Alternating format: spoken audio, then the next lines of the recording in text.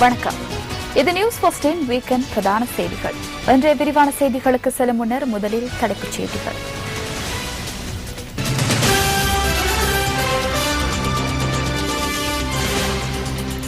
சர்ச்சையை ஏற்படுத்தியிருந்த தம்புள்ள முஸ்லிம் பள்ளிவாசலை அகற்றுமாறு பிரதமர் பணிப்புரை. வயிற்றோட்டத்தால் பிடிக்கப்பட்ட மேலும் 5 லிந்துலை மாவட்ட வைத்தியசாலையில் அனுமதிக்கப்பட்டுள்ளனர். மழையுடன் கூடிய காலநிலையால் நிலைமை மேலும் வலுவடையலாம் என சுகாதார தரப்பு எச்சரிக்கை. ஆஸ்திரேலிய சபாநாயகர் பதவி விலக நடவடிக்கை.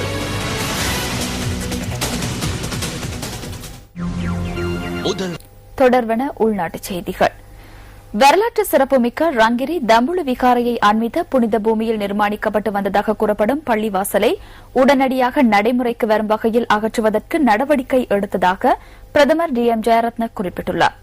இதற்கு மாற்றீடாக பிரதேசத்தின் பொருத்தமான இடத்தில் பள்ளிவாசல் ஒன்றை அமைத்து முஸ்லிம்களுக்கு தமது மத அனுஷ்டானங்களுக்கான வழிவகைகளை செய்து கொடுக்குமாறு அதிகாரிகளுக்கு பணிப்புரை விடுத்ததாக பிரதமர் வெளியிட்டுள்ள அறிக்கையில் தெரிவிக்கப்பட்டுள்ளது.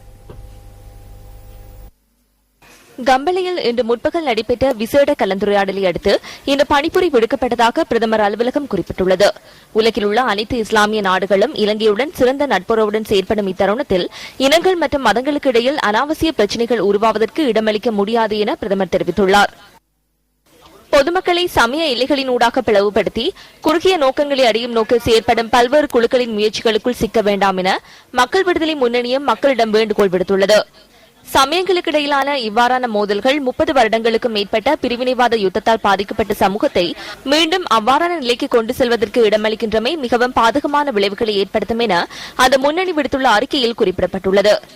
இத்தகைய பிரச்சினைகள் ஏற்பட்டவுடன் அதற்கான தீர்வை பெற்றுக் கொடுப்பதை விடுத்து அரசாங்கமும் அமைச்சர்கள் பாராளுமன்ற உறுப்பினர்களும் எரியும் தீக்குள் வைக்கோலையிடும் நடவடிக்கையிலே ஈடுபட்டுள்ளதாக மக்கள் விடுதலை முன்னணி தெரிவித்துள்ளது.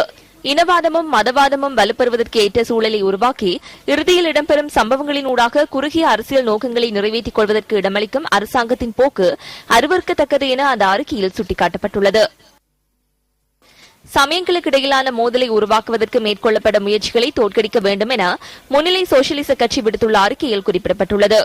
குறுகிய அரசியல் நோக்கங்களை அடைவதற்காக சமூக பிரச்சினைகளை உருவாக்கும் சக்திகளை தோற்கடிக்க அணிதிரளுமாறு அந்த கட்சி அழைப்பு விடுத்துள்ளது. பாதிக்கப்பட்டுள்ளவர்களின் உண்மையான பிரச்சினைகளை மூடிமறைத்து சமய கடும்போக்குவாதத்தை விஸ்தரிப்பதற்கு சில மதவாதிகள் நடவடிக்கை எடுத்து வருவதாகவும் முன்னிலை சோசியலிச கட்சி தெரிவித்துள்ளது.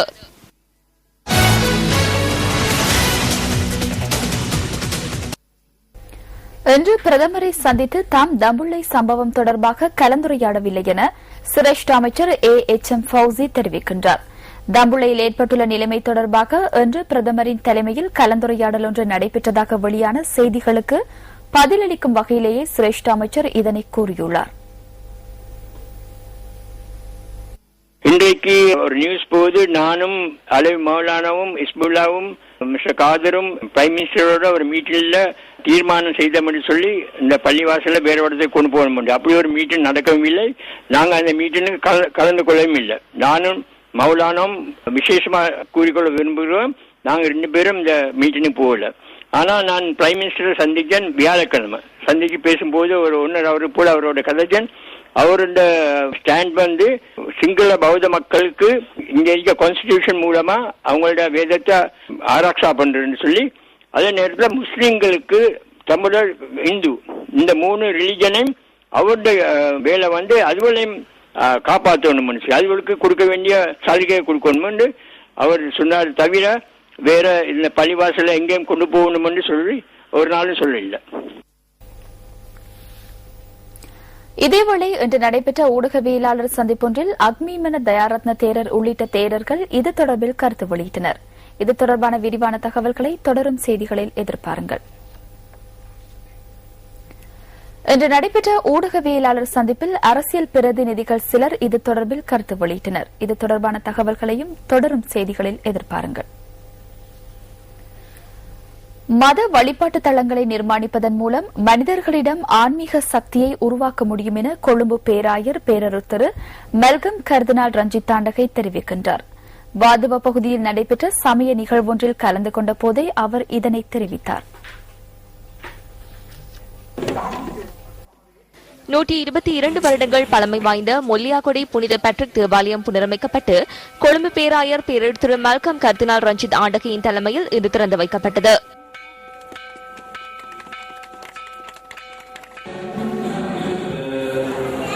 ආලය පන්සල ආගමික සිද්ධාස්ථාන එදුවම வழிபாட்டு தலம் ஒன்றை பாடசாலை ஒன்றை நிர்மாணிக்கும் போது மனிதர்களிடம் உள்ள ஆன்மீக சக்தி வெளிக்கொணர முடியும். வழிபாட்டு தலங்கள் இல்லாத போதிலும் மனிதனிடம் சிறந்த பண்புகள் காணப்படுகின்றன.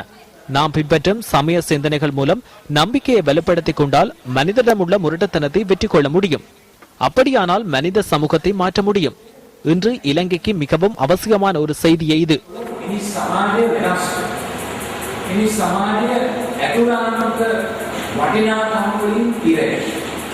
අද ශ්‍රී ලංකාව තුළ අතුංගා අවශ්‍ය වෙලා තියෙන පරිවර්තනය තමයි ඒක.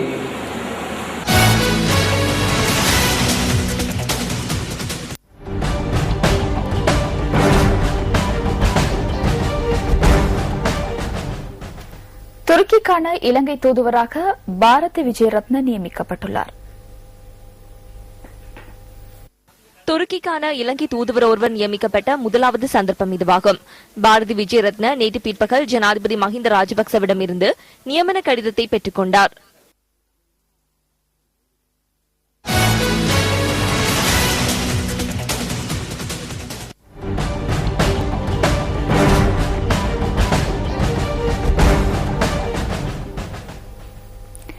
இதேவேளை இன்று நடைபெற்ற ஊடகவியலாளர் சந்திப்பொன்றில் அக்மிமன தயாரத்ன தேரர் உள்ளிட்ட தேரர்கள் இது தொடர்பில் கருத்து வெளியிட்டனர். அரசாங்கத்தின் தரப்பில் பிரதமர் இது ஒரு அனுமதியற்ற நிர்மாணம் என கருத்து வெளியிடுகின்றார். ஆனால் அரசாங்கத்தை பிரதிநிதித்துவப்படுத்தும் அமைச்சர் பௌசி சென்று இது அனுமதியற்ற நிர்மாணம் அல்ல, அனுமதியுள்ள நிர்மாணம் என கூறி அதனை திறக்கின்றார். அப்போது பரஸ்பர எதிர்ப்பு வெளியிடப்படுகின்றது. சிங்கள பௌத்த தரப்பினர் சார்பில் யார் முன்னிற்பார்கள் என நாம் அரசாங்கத்திடம் கேட்கின்றோம். நாம் இந்த சம்பவத்தில் நிலையாக இருக்க வேண்டும். இந்த நாட்டில் எந்த ஒரு மத பிரச்சனையாவது தற்போது உருவாக்குமாயின் அந்த அனைத்து பிரச்சனைகளுக்கும் இந்த அரசாங்கம் பொறுப்பு கூற வேண்டும். அதை நாம் சுட்டிக்காட்டுகின்றோம். எமக்காக வெள்ளை வேன் அனுப்பினாலும் பரவாயில்லை.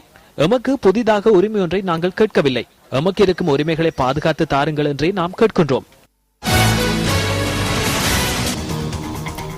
இலங்கைக்கு மேற்கொண்ட விஜயம் தொடர்பில் இந்திய நாடாளுமன்றத்தில் விளக்கம் அளிக்க உள்ளதாக காங்கிரஸ் நாடாளுமன்ற உறுப்பினர் சுதர்ஷன நாச்சியப்பன் தெரிவிக்கின்றார். இலங்கைக்கான விஜயத்தை நிறைவு செய்து இந்தியாவுக்கு சென்றுள்ள இந்திய நாடாளுமன்ற குழுவின் அடுத்த கட்ட நடவடிக்கைகள் தொடர்பில் நியூஸ் ஃபர்ஸ்ட் வினவிய போதே அவர் இந்த கருத்தை வெளியிட்டார். இந்த குழு அப்படியே பிரதம மந்திரியை சந்திக்க போறோம். டாக்டர் மன்மோகன் சிங் அவர்களை சந்தித்து இங்கு நடந்த பேச்சுவார்த்தைகள் ஆகியவற்றை பற்றி எடுத்து சொல்ல இருக்கிறோம். நாளை மறுநாள் பாராளுமன்றம் கூடுது 24. பல விடயங்களை பற்றி நாங்கள் பேச இருக்கிறோம். திட்டங்கள் கொஞ்சம் வேகப்படுத்தப்படணும். அங்கே கல்விக்கு ஆதாரமான ஒரு இடமா அது உருவாக்கப்படலாம். அது போக தொழில்துறையில முன்னேற்றத்துக்கு அதிகமான வாய்ப்பு இருக்கிறது. இலங்கையில வடக்கு பகுதியில் முழுமையாக ராணுவம் செயல்பாட்டிலே காவல்துறை தான் இருக்கிறது, எல்லாம் அமைதியா இருக்கிறது என்ற ஒரு நிலையை அவர்கள் உருவாக்குவார்கள்.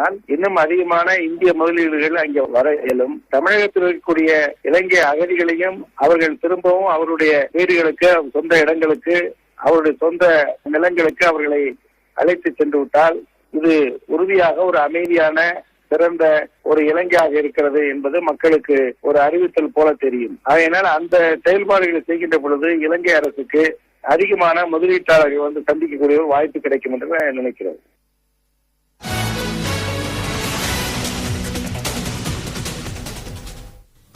Developing story பிரதான அனுசரணை JD 5047D டிராக்டர் எடுங்க வைடிய இதோ ஜான் டியர். செய்திகள் தொடர்கின்றன. 13வது அரசியலமைப்பு திருத்தம் தொடர்பில் அரசாங்கத்தின் நிலைப்பாட்டை தெளிவுபடுத்த வேண்டும் என ஐக்கிய தேசிய கட்சியின் பிரதி தலைவர் சஜித் பிரேமதாச தெரிவிக்கின்றார். தாகொன்ன பகுதியில் இன்று நடைபெற்ற நிகழ்வொன்றில் கலந்து கொண்டு உரையாற்றிய போதே அவர் இதனை தெரிவித்தார். இது தொடர்பான விரிவான தகவலை தொடரும் செய்திகளில் எதிர்பாருங்கள். இன்றைய பத்திரிகைகளில் இருந்து நாம் தெரிவு செய்த கேலி சித்திரம் அடுத்து.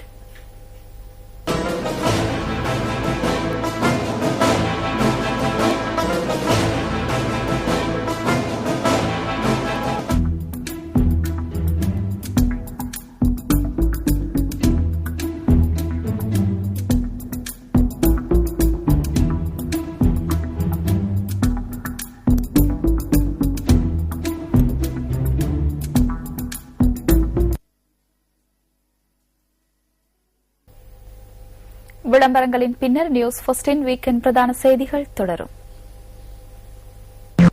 செய்திகள் தொடர்கின்றன. கதிர்காமம் நகரில் 11 பேர் குளவிக்கொட்டுக்கு இலக்காகி காயமடைந்துள்ளனர். இந்த சம்பவம் இன்று முற்பகல் 10 மணியளவில் இடம்பெற்றுள்ளதாக போலீஸ் ஊடக பேச்சாளர் போலீஸ் அத்தியட்சகர் அஜித் ரோகன கூறினார். கதிர்காமம் நகரில் உள்ள நீர் தாங்கியொன்றிலிருந்து குளவிகளே குறித்த நபர்களை கொட்டியுள்ளன. சம்பவத்தில் காயமடைந்த நபர்கள் கதிர்காமம் வைத்தியசாலையில் அனுமதிக்கப்பட்டு சிகிச்சை பெற்று வருவதாக போலீஸ் ஊடக பேச்சாளர் மேலும் தெரிவித்தார்.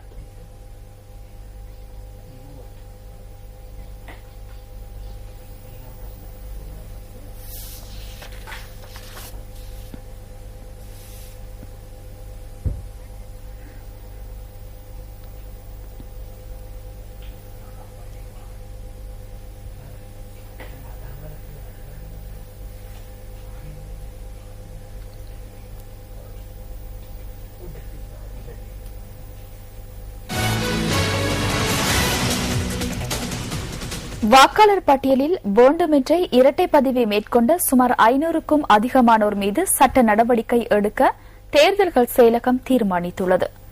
போலியான தகவல்களை வழங்கி இரட்டை பதிவை மேற்கொண்ட நபர்கள் அடையாளம் காணப்பட்டுள்ளதாக தேர்தல்கள் ஆணையாளர் நாயகம் மஹிந்த தேசப்பிரிய குறிப்பிடுகின்றார். இவ்வாறு அடையாளம் காணப்பட்டவர்களுக்கு எதிராக சட்ட நடவடிக்கை எடுக்கப்படும் எனவும் அவர் கூறியுள்ளார்.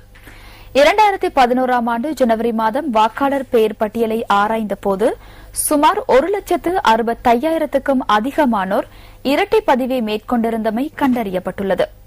அத்துடன் 1474 பேர் 3 மாவட்டங்களில் தமது பதிவுகளை மேற்கொண்டுள்ளனர்.